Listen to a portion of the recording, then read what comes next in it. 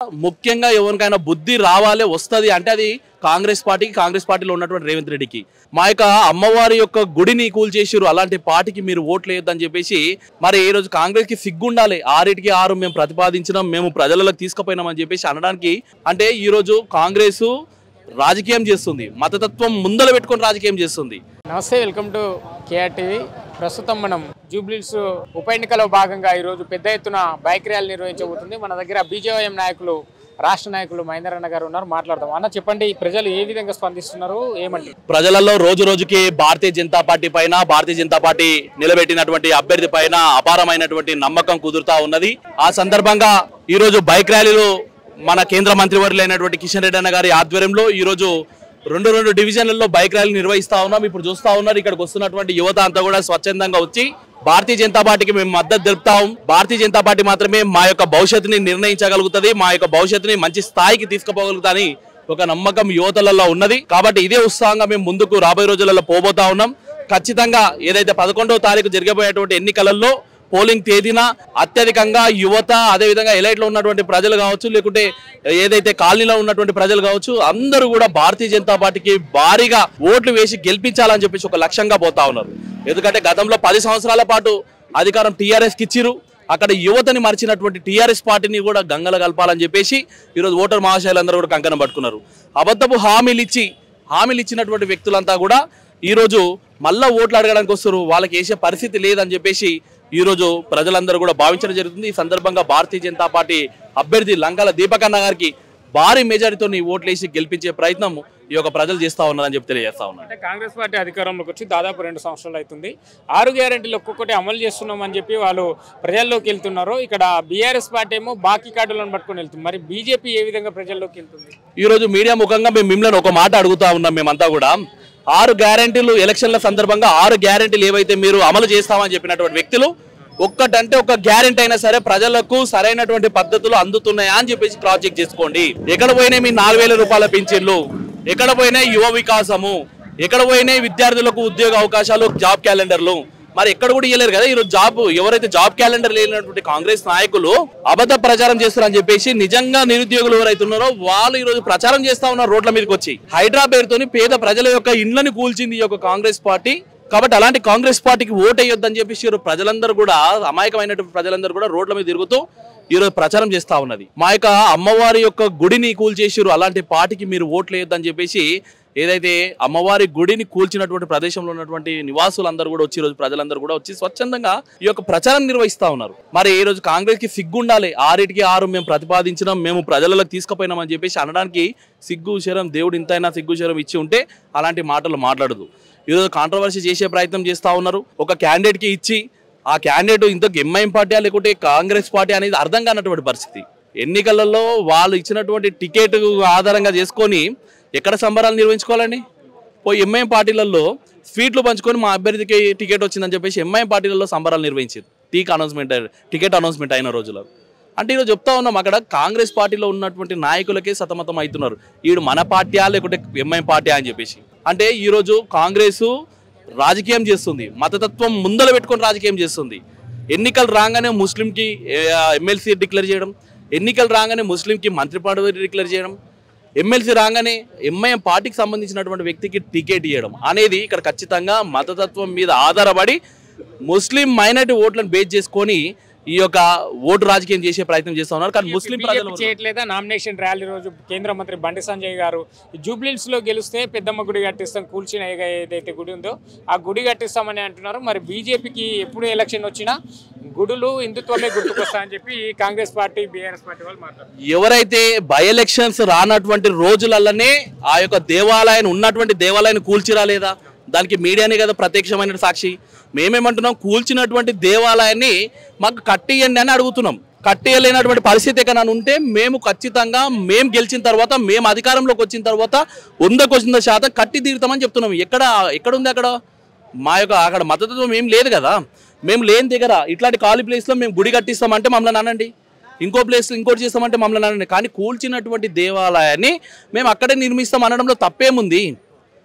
ఈరోజు మేము రాత్రి ఎవడో ఎక్కడో ఉన్నటువంటి వ్యక్తిని తీసుకొచ్చి ఎమ్మెల్సీ ఇవ్వలేము కదా. ఒక స్వామీజీకి ఎమ్మెల్సీ ఇచ్చినామా, ఒక స్వామి తీసుకుపోయి ఎలక్షన్ దృష్టిలో పెట్టుకొని మంత్రి పదవి ఇచ్చినామా మేము? ఎక్కడికో మేము అలాంటి ప్రయత్నం చేయలేము.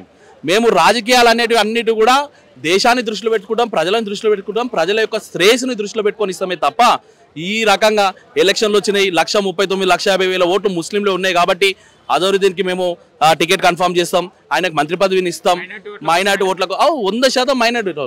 ఈరోజు 11వ తారీఖు పోలింగ్ అయిన తర్వాత ముఖ్యంగా ఎవరికైనా బుద్ధి రావాలి వస్తుంది అంటే అది కాంగ్రెస్ పార్టీలో ఉన్నటువంటి రేవంత్ రెడ్డికి. అత్యధికంగా ముస్లిం మైనార్టీలు కూడా భారతీయ జనతా పార్టీకి ఓటు వేయడానికి సిద్ధంగా ఉన్నారు. మా అమ్మాయిల మా బిడ్డలు మా కడుపులో పుట్టినటువంటి పిల్లలకు త్రిబుల్ తలాక్ అనేది తొలగించి మా యొక్క జీవితాలను ఒక గాడిన పెట్టినటువంటి ఒక గొప్ప వ్యక్తి నరేంద్ర మోడీ గారు. అవినీతి లేకుండా పరిపాలిస్తున్నటువంటి వ్యక్తి నరేంద్ర మోడీ గారు. ప్రపంచంలో మతాలకు అతీతంగా ఎక్కడెక్కడైతే యుద్ధాలు జరుగుతున్నాయో మతాలకు అతీతంగా హిందూ ముస్లిం క్రిస్టియన్లు అందరినీ కూడా సమానంగా తీసుకొచ్చి సేఫ్గా తీసుకొచ్చినటువంటి గొప్ప ప్రధాని నరేంద్ర మోడీ గారు అని చెప్పేసి అందరూ కూడా నమ్మిరు కాబట్టి ఈరోజు జూబ్లీస్లో ఉన్నటువంటి ప్రజలందరూ కూడా నీకు న్యాయం చేస్తున్నారు. ఓటు బీజేపీకి వేయబోతున్నారు. నీకు చిత్తశుద్ధి ఉంటే ఎన్నిసార్లు ఓల్డ్ సిటీకి పోయినావు, ఎన్నిసార్లు నువ్వు చార్మినార్ చుట్టుముట్టు తిరిగినావు, ఎన్నిసార్లు పొంగుతున్నటువంటి నాలాల పక్కకు జీవిస్తున్నటువంటి మైనార్టీ ముస్లిం యొక్క ప్రజల దగ్గరికి వెళ్ళి వాళ్ళ యోగక్షేమాలు కనుక్కున్నావా? ఎలక్షన్ రాగానే ఎవరికొకరికి టికెట్ ఇస్తా అంటావు, ఎవనో ఒకరికి ఎమ్మెల్సీ ఇస్తా అంటావు, ఎవనో ఒకరిని ముందలు తీసుకుపోతా అంటే ఇక్కడ నమ్మడానికి ఈ యొక్క రాష్ట్రంలో మరీ ముఖ్యంగా ఈ యొక్క జూబ్లీస్ ప్రజలు ఎవరు కూడా నమ్మే పరిస్థితి లేదు. మరీ ముఖ్యంగా ముస్లింస్ అంతా కూడా ఏకతాటిపైకి వచ్చి ఈ కాంగ్రెస్ పార్టీని తరిమే రోజులు దగ్గరలో ఉన్నాయి. ఓట్ల కోసమే మంత్రి పదవి అని చెప్పి మీరు అంటున్నారు. అజరుద్దీన్ గారు గతంలో ఇండియాకి భారతదేశానికి ఎన్నో క్రికెట్ ద్వారా ఎన్నో సేవలు అందించిండు. ఆయన సేవలను దృష్టిలో పెట్టుకుని ఈ రోజు ఆయనను గుర్తించాల్సిన అవసరం ఉంది కాబట్టి మంత్రి పదవి ఇచ్చిన రేవంత్ రెడ్డి గారు తప్పు లేదు. ఇన్ని రోజులు ఏం వీక్ నువ్వు ఎడవన్నావు ఇన్ని రోజులు అంటే ఎలక్షన్ జూబ్లీస్ ఎలక్షన్ రాగానే ఇవ్వాలనా అంటే అధికారంలోకి వచ్చి 2 ఏళ్ళు అవుతుంది కదా. ఒక్కసారన్నా అజరుద్దీన్ని తీసుకొని వచ్చి మరి నీకు ఇది ఇస్తా ఎమ్మెల్సీ ఇస్తాను ఎందుకంటే అరే భయ్ ఏదైతే ఓల్డ్ సిటీలో మలపేట కానీ ఉప్పుగూడ కానీ అక్కడ ఉన్నటువంటి ముస్లిం ప్రజలందరూ కూడా చదువుకు దూరం అయిపోయి వాళ్ళ జీవనోపాధికి దూరం అయిపోయి విద్యకు దూరం అయిపోయి మురికి కాలువల్లో బతుకుతున్నటువంటి ముస్లింల గురించి ఈ రోజున నీవు కానీ నీ పార్టీ కానీ ఇప్పుడు నన్ను ఆలోచించిందా? ఎలక్షన్ రాగానే ఓటు బ్యాంకు ముస్లిం ఓటు బ్యాంకుని అక్కడ బీజేపీకి దూరం చేసే ప్రయత్నంలో భాగంగా ముస్లింలందరూ కూడా ఒకటి చేసుకునే భాగంలో వాళ్ళని చూతే బనాయిస్తున్నావు నువ్వు మొత్తం కూడా. ఇప్పటి వరకు ముస్లింలకు ఏం చేసినావు, అజరుద్దీన్కి ఏం చేసినావు అని ఎవడు అడుగుతలేను నిన్నీడ. నువ్వు ముస్లింలకు అదే ముస్లింలకు నువ్వు చేసినటువంటి పని ఏదైనా ఉందా? ఒక ముస్లిం చదువుకోవడానికి ఏదైనా ప్రత్యేకమైనటువంటి నిధిని ఎక్కడ కేటాయించినవా? ఎక్కడ అల్లర్లు జరిగినా, ఎక్కడ కత్తిపోట్లు జరిగినా, ఎక్కడ గన్ ఫైర్ జరిగినా కానీ ముస్లిం వ్యక్తే ఎందుకు కారణమవుతుండు? దీని విషయంలో నువ్వు ఎందుకు ఆలోచిస్తలేవు? నువ్వు ఎన్నికలు రాగానే ఎవడో ఒకడు ముస్లింలలో ఫేస్ వాల్యూ ఉన్నటువంటి ఒక వ్యక్తికి కుక్కకు బిస్కెట్ వేసినట్టు వేసి మిగతా ముస్లింలందరినీ కూడా చూతే బనిస్తామంటే అక్కడ ముస్లిం ప్రజలు ఎవరు కూడా చూస్తూ ఊరుకునే ప్రసక్తి లేదు. అందరికీ సమానం చేసేటువంటి పార్టీ ఏదైనా ఉందంటే అది భారతీయ జనతా పార్టీ అనే అక్కడ కాంగ్రెస్ పార్టీలో ఉన్నటువంటి వ్యక్తులు నమ్ముతారు, ఇక్కడ తెలంగాణ ప్రజలు నమ్ముతారు, మరీ ముఖ్యంగా ముస్లిం ప్రజలందరూ కూడా నమ్ముతున్నారు. కాబట్టి ఈరోజు స్వచ్ఛందంగా మేము అందరూ కూడా చేస్తున్నాం. ఈరోజు యువత ఇక్కడ అంతా కూడా చూడండి, యువత ఎక్కడ కూడా పేమెంట్ ఇచ్చినటువంటి వ్యక్తులు గారు అందరూ కూడా సొంతంగా బైకులు పెట్టుకొని మా జీవితాలు బాగుపడాలి. అశోక్ నగర్ నుంచి 40 బైకులు వేసుకొని వచ్చారు నిరుద్యోగులందరూ కూడా. అక్కడ 10 ఏళ్ల పాటు పాలించినటువంటి టీఆర్ఎస్ పార్టీ మా జీవితాలని రోడ్ల మీద అధ్వానంగా పడేసింది. మళ్ళీ ఇప్పుడు ఈ యొక్క కాంగ్రెస్ పార్టీ అధికారంలోకి రావడానికి రాహుల్ గాంధీని తీసుకొని వచ్చి యూత్ డిక్లరేషన్ అన్నాడు, జాబ్ క్యాలెండర్ అన్నాడు, అన్నటువంటి వ్యక్తిలో దిక్కు లేదు దివాన్ లేదు. మళ్ళీ ఇప్పుడు అదే అబద్ధపు హామీలు ఇస్తూ మళ్ళీ తిరుగుతూ ఉన్నాడు. అలాంటి వ్యక్తికి సమాధి చేయాలని చెప్పి ఈరోజు ప్రజలందరూ వస్తున్నారంటే ఇక్కడనే భారతీయ జనతా పార్టీ 100% గెలిచింది, గెలిచి తీరుతుంది. భవిష్యత్తులో కూడా తెలంగాణ రాష్ట్రంలో భారతీయ జనతా పార్టీ వస్తుంది 100% రాబోయే రోజులలో తెలంగాణ రాష్ట్రంలో భారతీయ జనతా పార్టీ అధికారంలోకి వచ్చిన తర్వాత ఇలాంటి వ్యక్తులకు, నిరుద్యోగులకు, కులాలు, మతాలు, ప్రాంతాలు అనే వ్యత్యాసం లేకుండా అందరికీ న్యాయం చేసే పార్టీ భారతీయ జనతా పార్టీ భుజాల మీద. బీఆర్ఎస్ కి అక్కడ సిట్టింగ్ స్థానం, ఇప్పుడు కాంగ్రెస్ పార్టీ అధికారంలో ఉంది. కాంగ్రెస్ పార్టీ, బీఆర్ఎస్ పార్టీ అసలు మాకు బీజేపీ పోటే లేదు, అసలు బీజేపీకి డిపాజిట్లు కూడా రావని చెప్పి వాళ్ళు మాట్లాడుతున్నారు. మీ ప్రత్యర్థి ఎవరంటే ఒకరొకరు కాంగ్రెస్ బీఆర్ఎస్ అని చెప్పుకుంటారు. వాళ్ళన్నది కరెక్టే. భారతీయ జనతా పార్టీ వాళ్ళకు పోటీగా పోతలేదు అనుకోవడం కరెక్టే. ఎండ్ల పోటీలో పోతలేము మేమంతా కూడా, అబద్ధపు హామీలు ఇవ్వడంలో పోటీకి పోతలేము. ప్రజలని చూతే బనాయించడంలో మేము పోటీ పడతలేము. మేము ప్రజలకు మోసపూరితమైనటువంటి హామీలు ఇవ్వడంలో మేము పోటీ పడతలేము. మేమంతా కూడా 10 ఏళ్ల పాటు నీ యొక్క టీఆర్ఎస్ పార్టీ ఉంది కదా. జూబ్లీల్స్ అంటే తెలంగాణ రాష్ట్రం మొత్తం కూడా జూబ్లీల్స్ అంటే ఒక ఇంద్ర భవనం అనుకుంటారు, ఇంద్ర లోకం అనుకుంటారు అంతా కూడా. మారుమూల గ్రామం అయినటువంటి ఒక గ్రామంలో అభివృద్ధి జరిగినటువంటి అభివృద్ధి కూడా ఈ యొక్క జూబ్లీస్లో లేదు ఎక్కడ కూడా. అరే నడుచుకుంటూ పోతుంటే స్లమ్లో తిరుగుతున్నట్టున్నది, మురికి వాసన, ఎక్కడ ఉంది అభివృద్ధి? ఏం బీకిర్ 10 ఏళ్ల పాటు నీ యొక్క ప్రభుత్వం ఉన్నప్పుడు 10 ఏళ్ల పాటు ఐటీ మినిస్టర్ అయినటువంటి ఎవరైతే కేటీఆర్ ఉన్నాడో ఎందుకు అభివృద్ధి చేయలేరు మీరంతా కూడా? ఈరోజు ఏం చేసిరని చెప్పేసి ఈరోజు బై ఎలక్షన్లకు మీరు రాబోతున్నారు. ఒక్కరికైనా న్యాయం జరిగిందా? 10 ఏళ్ల పాటు మీరు ఏం చేయలేరు. బై ఎలక్షన్ రాగానే సెంటిమెంట్ క్రియేట్ చేయడానికి పాపం ఆమె క్యాండిడేట్ని నిలవడం రా నాయన, ఓడిపోయే సీటుకు నన్నెందుకు పెట్టి నన్నెందుకు బలి చేస్తారా నాయన అని చెప్పేసి ఆమె అంటున్నా కానీ బలవంతంగా తీసుకొని వచ్చి పెట్టడము, రాత్రి ఇంకొకరితో నామినేషన్ ఇవ్వడం మీ అందరు తెలియదా?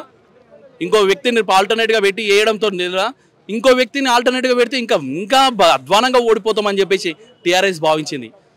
ఏంటంటే పులితోలు కప్పుకున్నటువంటి మేకపోతు గాంభీరంగా ప్రజలకు చూపించే ప్రయత్నం చేస్తుంది. విచ్చలవిడిగా డబ్బు ఖర్చు పెట్టే ప్రయత్నం చేస్తుంది.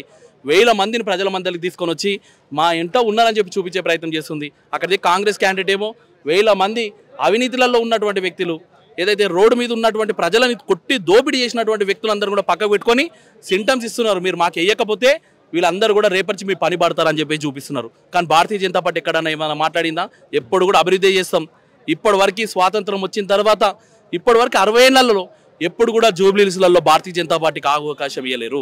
ఒకసారి అవకాశం ఇవ్వండి అని చెప్పేసి మా కిషన్ రెడ్డి అన్న గారు, రామచంద్ర అన్న గారు, బండి సంజయ్ అన్న గారు, మరీ ముఖ్యంగా మా లంకాల దీపక్ రెడ్డి అన్న గారు అందరూ కూడా ప్రజల మధ్యలోకి పోతా ఉన్నాం. మాలాంటి యువకులంతా కూడా, ఇలాంటి యువకులంతా కూడా తిండికి తిప్పలకు అన్ని మానుకొని ప్రజలను అవేర్నెస్ చేసే ప్రయత్నం మేమంతా కూడా చేస్తూ ఉన్నాం. మేము ఈ రోజు కూడా చెప్తా ఉన్నాం, వాళ్ళిద్దరు కూడా అబద్ధపు హామీలు ఇచ్చి పోటీ పడతా ఉన్నారు.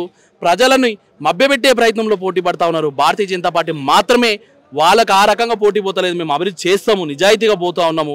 వాళ్ళకు మాకు ఉన్నటువంటి వ్యత్యాసం అది. అంటే 3వసారి కేంద్రంలో బీజేపీ ఉండి తెలంగాణకు బీజేపీ ఏం చేసిందని అడుగుతున్నారు. ఇదే పార్లమెంటు పరిధి కిషన్ రెడ్డి గారి కోసం, కిషన్ రెడ్డి గారు ఏం చేసిండ్రు జూబ్లీహిల్స్ నియోజకవర్గానికి అని అడుగుతున్నారు. ఏం చెప్తారు? మనకు ఒక విషయం తెలవాలి. మీడియా ముఖంగా నేను ఎవడైతే ఈ కామెంట్స్ చేసారో వాళ్ళందరూ కూడా నేను ఒకటి తెలియజేస్తా ఉన్నాను. నేను ఎక్కడైనా కానీ సెంట్రల్కి ఏవైతే మనం ట్యాక్స్ రూపాలలో ఫండ్ పోయినప్పుడు డైరెక్ట్ సెంట్రల్ గవర్నమెంట్ డైరెక్ట్ గ్రామాలలో కానీ, మున్సిపాలిటీలో కానీ, లేకుంటే జిహెచ్ఎంసీ లెవెల్లో కానీ వచ్చి డబ్బు ఖర్చు పెట్టే పరిస్థితి ఎక్కడ కూడా ఉండదు. మనం సెంట్రల్ గవర్నమెంట్ అండర్లో ఏముంటాయి? నేషనల్ హైవేస్ కావచ్చు, రైల్వే శాఖ కావచ్చు, నేషనల్ ఇన్స్టిట్యూషన్స్ కావచ్చు, లేకుంటే నేషనల్ హాస్పిటల్స్ కావచ్చు, ఇలాంటివన్నీ కూడా డెవలప్మెంట్ చేయాల్సినటువంటి అవసరం కేంద్ర ప్రభుత్వం మీద ఉంటుంది. ఈరోజు తెలంగాణ రాష్ట్రంలో ఎన్ని రైల్వే స్టేషన్స్ ఉన్నాయి? అన్ని అభివృద్ధి చెందుతున్నాయా లేదా? ఈరోజు తెలంగాణ రాష్ట్రంలో రోడ్డు రవాణా వ్యవస్థ ఉంది, అభివృద్ధి చెందుతుందా లేదా? ఈరోజు తెలంగాణ రాష్ట్రంలో ఎన్నైతే సెంట్రల్కి సంబంధించినటువంటి హాస్పిటల్స్ ఉన్నాయి, అభివృద్ధి చెందుతున్నాయా లేదా? అంటే సెంట్రల్కి సంబంధించినటువంటి ఇన్స్టిట్యూషన్స్ కావచ్చు, లేకుంటే హాస్పిటల్స్ కావచ్చు, వ్యవసాయ రంగం కావచ్చు, యువతలో వికాసం కావచ్చు, ఇవన్నీ కూడా అభివృద్ధి చెందుతూ ఉన్నాయి. అరే డైరెక్ట్ ఈడ మోరీ పని చేయాల్సినటువంటి బాధ్యత ఎవరి మీద ఉంటుంది? ఎవరి మీద ఉంటుంది? ఇక్కడ ఉన్నటువంటి గవర్నమెంట్ ఎవడైతే పాలిస్తుండో ఆ సన్యాసుల మీద ఉంటాయి. ఆ సన్యాసులు వచ్చినంత డబ్బు మొత్తం కూడా జోబులలో వేసుకొని తల కింద పెట్టుకొని వండుకుంటే అభివృద్ధి జరుగుతుందా? కాబట్టి ప్రజలు ఆలోచించాలి. మీరు ఏంటంటే తౌడు మేత అంతా కూడా ఒక అక్కడేసి పాలు ఇంకో దానికి విండుతామంటే అవుతుందా? అది భారతీయ జనతా పార్టీకి ఏంటి అవకాశం? ఒక చెంప దెబ్బలాగా అవుతుంది. కాంగ్రెస్ పార్టీ మరొకసారి ఇలాంటి తప్పుడు ప్రచారం చేయకుండా ఉంటుంది. కాంగ్రెస్ పార్టీకి ఒక బుద్ధి చెప్పినట్టు అవుతుంది. అరే ప్రజలకు మనం న్యాయం చేయకపోతే, ప్రజల దృష్టిలో మనం సరైనటువంటి పని చేస్తున్నాం అనే విధంగా మనం కనిపించకపోతే మనని కూడా భూస్థాపితం చేస్తారు, సమాధి చేస్తారు అని చెప్పేసి ఒక ప్రజలు భావిస్తారు అని చెప్పేసి ఒక మెసేజ్ వస్తుంది అని చెప్పేసి ఉంటుంది. కాబట్టి ఆ రకంగా ప్రజలందరినీ కూడా మేము కోరుకోవడం జరుగుతుంది. Thank you.